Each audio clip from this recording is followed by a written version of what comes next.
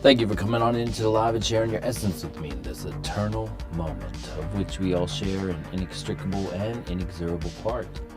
Thank you for doing your part, for coming on in each and every day, and we'll do the same without wasting a single second of your time. Bada bing, bada boom, we go into the charts. 2 12-hour candles later, and we are basically back to where we started for that low liquidity weekend, going sideways, inducing liquidity on both sides. What do I mean by inducing liquidity? Well, people lock their liquidity into the charts by not using a stop loss, and that lets the market maker see where the liquidation point is and then goes and grabs it. So we get to see where those crispy characters are. So let's go do that now.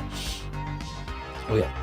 So they came down into these 67 million in longs that opened up as they retraced into some of the shorts.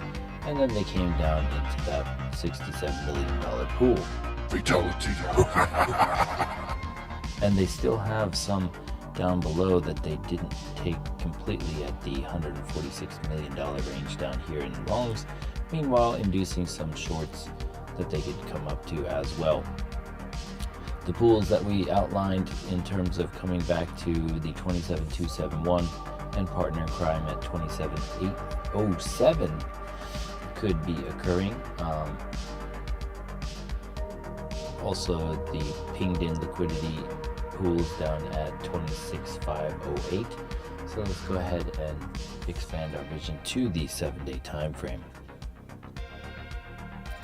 Switching over to max liquidity because high block switched it up randomly, and then we always see, now we see that there is like a larger band up above at the 27.8 region on the 7-day. So coming up into the 7-day at some point would make the most sense on the 7-day time frame. The monthly, however, does have this draw to the downside at 25.8, double digits pools leading into that area to the tune of $50 billion or so. Also, if you shift your attention to the 3-month, you also have this draw to the downside on a larger time frame, as well as the 6-month having these thick $100 billion plus pools, 161 billion at 24.3, and so on and so forth. If we go to the 2-year, we will see that $261 billion down at 23.6. Okay, so bounce off the 786 and hold, double bottom bounce for the 786 and up, or more downside. Let's go into the charts for what we put out yesterday. Didn't really do much. We were talking about the possibility of coming into this pool down here to watch out for a liquidity grab. They didn't really do that. They held that zone we were talking about holding and made their way up.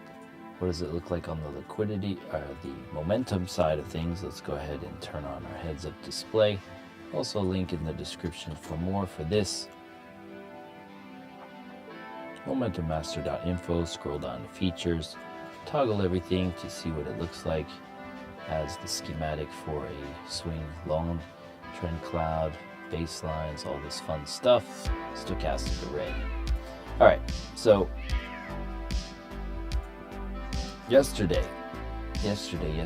so we were back here, right about there. We were saying, do we break this cloud and break this region and come down to this, or do we hold it and come up to the pools up here? So far we've been holding this range, but now we have broken the cloud. Do we start to make our way down into this region? Once again, sideways range for the weekend, so I'm not gonna really, I'll just point out those levels. You have the liquidity pool up here, the liquidity pool down here, and the range to break. The hourly cloud does suggest that you still can get a move up. 4-hour cloud is still thick but starting to taper in a manner here. What do I mean by that? Well, the angle is starting to do some insinuations of slightly shifting. It would require a stab at the cloud in order to do that. Baseline on the 4 hour also holding. Let's go ahead and take a look at the 6 hour. 6 hours still thick, but also the angle here also starting to insinuate some change. Baseline crossed up. I would expect a double bottom of some kind on this larger time frame to see some sort of shift. Doesn't always have to occur. It can be as brief as this, boom, and then you surge up and then get your double bottom out. So the baseline's holding is your clue. Can they hold? They are currently holding the price. If we go to shift our attention to the 8 hour, also getting a cross up. If we shift our attention to the 12 hour, holding one of the baselines on that path to a potential cross up, but not yet there, getting rejection wicks off of the baseline area. Cloud also insinuating this taper to the downside, so even if we get a bounce in the manner of coming up to this region, we could still reject down to here. So this could be a bearish retest bounce on our path down further, similar to this, just heading down the channel. So even if we manage to go up to here to go down, that could just be short-lived. Okay, so where do I see it going for the weekend? Well, just very much the same. I wouldn't be surprised if coming into the weekly candle close we end up exactly where we are now, just 2 12-hour candles later in the same range. Unfortunately, I got to cut it close. I will have a student coming to my house, board of directors guy for a car company, coming in 2 minutes. He's always late, but I don't want to be in here streaming as he rings the doorbell, so I will give you a little bit more in-depth update probably later this evening if there is something to report. So basically unchanged. Getting this bounce to the upside on the 7-day time frame seems to be the draw here. You have that 306 million, which is quite lovely to grab. So coming down and scaring out the long liquidity down at 27,718.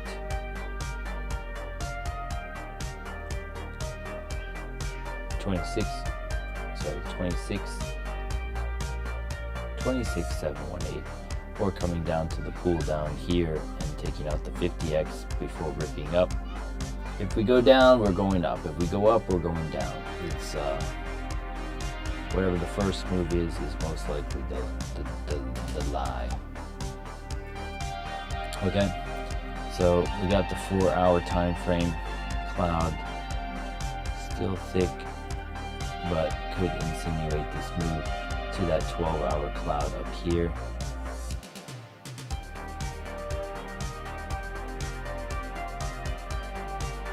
This cloud angle is not that great in terms of the health of the cloud here.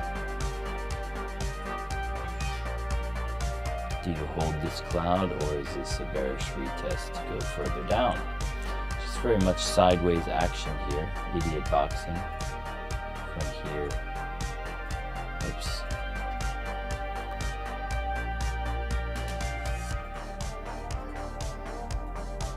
Essentially creating a channel.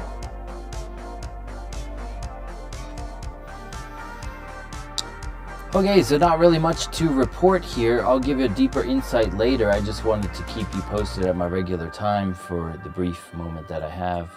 But this cloud angle here on the 4-hour, possibly tapering, and could get this shift up on the hourly if it continues up into that 12-hour. But watching out for that 12-hour thinning, and the angle here coming back to a bearish retest to come down further perhaps. If we look at the daily cloud too, we're still in the daily cloud range.